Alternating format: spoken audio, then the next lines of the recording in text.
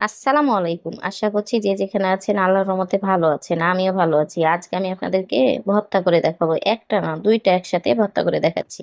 যারা আমার মতো ভর্তা প্রিয় মানুষ তাদের জন্যই আজকের রেসিপি। ভর্তাটা ভালো লাগলে অবশ্যই চ্যানেলটা সাবস্ক্রাইব করবেন। আর Facebook থেকে দেখলে পেজটি ফলো করবেন। এটা হচ্ছে পটল। আমি পটলগুলাকে এখন ছিলে নেব। আর অবশ্যই পটলের ভর্তাটা কিন্তু ছিলে করবেন। যদি চোখা সহ করেন স্বাদটা চেঞ্জ হয়ে আসবে। আর যদি এভাবে ছিলে করেন স্বাদটা ভিন্ন হবে। আমি পটলগুলাকে এভাবে ছিলে নিচ্ছি। পটলগুলা ছিলে নিবেন কিন্তু বোটাগুলা কিন্তু কেটে নিবেন না উপর থেকে। আমার পটলগুলা ছিলা হয়ে গেছে। এখন ভালোভাবে ধুয়ে নিতে হবে। আমি পটলগুলাকে ভালোভাবে ধুয়ে নিলাম। দিয়ে দিচ্ছি প্রেসার কুকারে। তাহলে তাড়াতাড়ি কিন্তু সিদ্ধ হয়ে যাবে।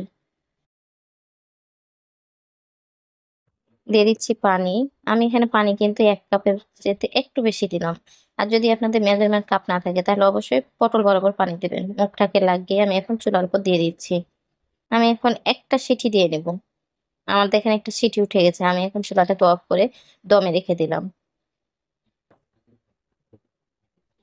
যখন আমার সিটি বসে গেছে তখন মুখটাকে খুলে পানিগুলো ফেলে দিচ্ছি। আর পটলটা কিন্তু আমার হালকা কুসুম, কুসুম গরম আছে।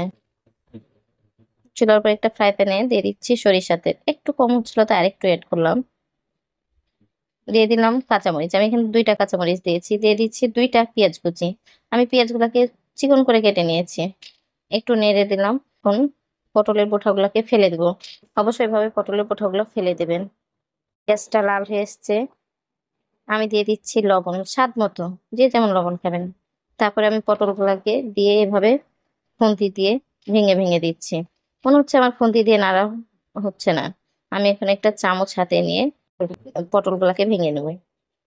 আমি একটা চামচ দিয়ে পটলগুলাকে এভাবে খুব সহজে ভেঙে নিচ্ছি। আর যেহেতু পটলটা খুব সুন্দর হয়ে সিদ্ধ হয়েছে, ভাঙতে কিন্তু সময় লাগবে না। আমার পটলগুলা ভাঙা হয়ে গেছে। আমি দিয়ে দিলাম ধনেপাতা। যদি ধনেপাতা না থাকে তাহলে এভয়েড করতে পারেন। তবে ধনেপাতা দিলে ভর্তাটা আলাদা একটা টেস্ট আসে। আমার ভর্তাটা করা হয়ে গেছে। আমি এখন একটা সার্ভিং বাটিতে উঠিয়ে নিলাম। এটা হচ্ছে ফাইনাল লুক। আমি আপনাদেরকে এখন করে দেখাবো কাঁঠাল বিচির ভর্তা। কাঁঠাল বিচির ভর্তাটাও কিন্তু খেতে খুব ভালো লাগে। তা গরম ভাতের সাথে যদি কাঁঠাল ভর্তা হয় তাহলে তো মন্দ হয় না। আর এটা হচ্ছে কাঁঠাল বিচি। কাঁঠাল বিচিগুলাকে এখন এভাবে খোসা ছাড়িয়ে নিচ্ছি। কাঁঠালের বিচিগুলা এভাবে খোসা ঝরিয়ে নিতে হবে। দেখছেন আমার কাঁঠালের বিচিগুলার খোসা ছাড়া হয়ে গেছে। আমি এখন বটি দিয়ে কেটে নিব। আপনারা চাইলে গোটা, গোটাই কিন্তু সিদ্ধ করে নিতে পারেন। তবে খোসা ছাড়িয়ে নিলে পরিষ্কার করা খুব সুবিধা হয়। আমি আবার বিচিগুলাকে কেটে নিলাম। এখন ভালোভাবে ধুয়ে নিচ্ছি। দেখছেন হাত দিয়ে উঠে না। এভাবে উঠবে না। দিয়ে দিলাম প্রেসার কুকারে। দিয়ে দিচ্ছি পানি। এখানেও আমি পানি ১ কাপের একটু বেশি দিলাম। কাঁঠালের বিচিটা কিন্তু সিদ্ধ হতে একটু সময় লাগে। ৩ টা সিটি দিয়ে নিবেন। আমি মুখটা লাগিয়ে চুলার উপর দিয়ে দিচ্ছি। ৩ টা সিটি দিয়ে নিলাম। সিটিটা যখন বসে গেছে তখন আমি মুখটা খুলে পানিগুলাকে ফেলে দিলাম আর অবশ্যই একটা ঝাঁকার উপর ঢেলে নিলাম। ঠান্ডা হওয়ার পরে এভাবে বিচিগুলাকে হাত দিয়ে ছিলে নিবেন। আমি এভাবে হাত দিয়ে ছিলে, ছিলে নিচ্ছি। আমার কাঁঠাল বিচিগুলা খুব সুন্দর হয়ে কিন্তু সিদ্ধ হয়ে গেছে। আমি কিন্তু এখানে ৩ টা সিটি দিয়েছি। আমি এভাবে বিচিগুলাকে ছিলে নিলাম। এভাবে আপনারা ছাঁকনির উপরেও কিন্তু ছিলে নিতে পারেন। এভাবে ছাঁকনির উপর ছিলে নিলেও কিন্তু খুব সহজেই কাঁঠালের বিচিগুলা ছিলা হয়ে যায়। আমার কাঁঠালের বিচিগুলা ছিলা হয়ে গেছে। আচ্ছা আমি দিয়ে দিলাম কাঁচামরিচ, লবণ স্বাদমতো। পেঁয়াজ কুচি দিলাম ১ টা। এখন এভাবে হাত দিয়ে ভেঙে নেব।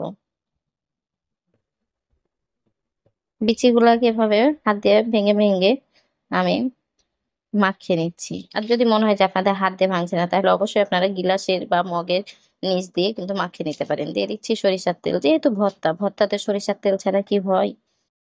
সরিষার তেলও দিয়ে নিলাম এখানে ২ চা চামচের মতো। এখন ভালোভাবে পেঁয়াজ, মরিচ আর লবণটাকে হাত দিয়ে মাখিয়ে নিচ্ছি। আর অবশ্যই লবণটা টেস্ট করে দেখবেন। আমার কাছে একটু লবণ কম মনে হচ্ছিল লবণ দিলাম আর সাথে ১ পিস লেবু দিলাম। অর্থাৎ ১ চা চামচ লেবুর রস। এখন ভালোভাবে মাখিয়ে নিতে হবে। আর এভাবে যদি কাঁঠালের বিচি ভর্তা হয় তাহলে তো সাদা ভাতের সাথে খুব মজা লাগে। আমার ভর্তাটা করা হয়ে গেছে। আর দেখে বুঝতে পারছেন কোনো গোটা নাই। এক্কেবারে মোলাম হয়ে গেছে। আমি এখন এভাবে একটু সাজিয়ে দিচ্ছি। আমি উপর দিয়ে সবুজ আর লাল কাঁচামরিচকে কেটে এভাবে সাজিয়ে দিয়েছি। এটা হচ্ছে ফাইনাল লুক। আশা করছি ভর্তা দুইটা ভালো লেগেছে। ভর্তা দুইটা যদি ভালো লাগে লাইক, কমেন্ট, শেয়ার করবেন। চ্যানেলটা সাবস্ক্রাইব করা না থাকলে প্লিজ চ্যানেলটা সাবস্ক্রাইব করবেন। আর যদি আমার চ্যানেলে নতুন হয়ে থাকেন তাহলে প্লিজ চ্যানেলটা সাবস্ক্রাইব করে পাশের বেল আইকনটি প্রেস করে রাখবেন।